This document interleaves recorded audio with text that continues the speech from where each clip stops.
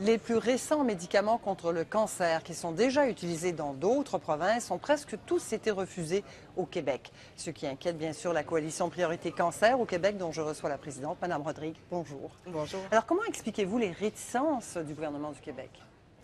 Il y a plusieurs facteurs. Au niveau de l'Institut national de santé et services sociaux, en excellence en santé et services sociaux, on a reconnu sur 5 médicaments, on a reconnu la valeur pharmaceutique de 4 de ces médicaments-là. Par contre, on les a refusés, on en a refusé 2 pour la valeur pharmaco-économique et 2 autres que nous avons reportés, donc pour les coûts. Oui. Et 2 autres qui ont été reportés à une étude ultérieure pour des résultats au mois de février. Donc il y en a un seul qui a passé le test. Il y en a 4 qui ont passé le test de la valeur pharmaceutique, Oui. donc qui donne des résultats auprès des patients. Donc ce sont les coûts. Alors pour un, on a reporté tout ça plus tard et pour 2 autres, on se dit que ça coûte trop cher, c'est ça? Ça coûte trop cher et on les recommande seulement s'il y a des ententes de gestion de partage de risque avec l'industrie qui fabrique ces 10 médicaments-là. Bon, partage de risque, ça veut dire quoi? Partager quel risque? Pour le patient ou pour... Non, pour l'industrie et pour le gouvernement. C'est-à-dire qu'il y a beaucoup dans des médicaments d'exception, ça ne va pas toucher l'ensemble des personnes qui ont une tumeur pour un tel type de cancer. Donc, il peut y avoir des études qui ne sont pas encore tout à fait terminées, mais on voit déjà des résultats au niveau des patients, c'est-à-dire une augmentation de la survie sans progression de la tumeur ou des choses comme ça, mais il n'y a pas assez un grand groupe.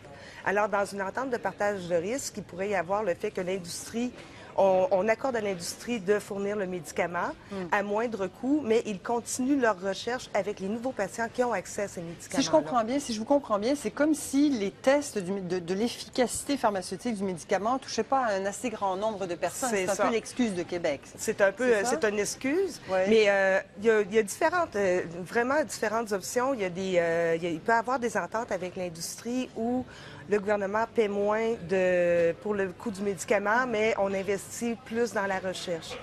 Et il y a des moyens de négocier pour qu'on paie moins cher les médicaments. Parce que ce sont des médicaments, ceux dont on parle, qui sont très chers, c'est ça? Oui, il y a des thérapies qui sont vraiment très dispendieuses. Et les personnes qui ont une assurance privée vont peut-être être capables d'être remboursées parce que l'assureur privé le fait. Mais si vous êtes sous le régime public du gouvernement du Québec, vous n'avez pas accès, à moins de vendre votre maison, sortir vos REER. Mais vous, pourquoi vous insistez tellement pour ces médicaments-là? Parce que certains d'entre eux, d'après ce que vos documents disaient, là, bon, c'était pour, par exemple, traiter la nausée ou les vomissements pendant la chimiothérapie. Est-ce qu'il n'y a pas des thérapies alternatives? C'est pas comme si les patients se retrouvaient avec rien. Ça dépend encore là du type de chimiothérapie. Il y a des types de médicaments qui vont déjà régler des nausées, mais par rapport à un autre chimio, parce qu'une personne a changé de traitement, est rendue avec un deuxième ou un traitement de 3e ligne parce que les 2 premiers ont cessé de faire effet, eh bien, il peut arriver que les médicaments antinauséeux ne fassent pas effet. Il peut y avoir des thérapies alternatives, mais tout le monde n'est pas nécessairement au courant que peut-être que l'acupuncture peut aider, mais ça ne peut pas nécessairement aider dans tous les cas non plus.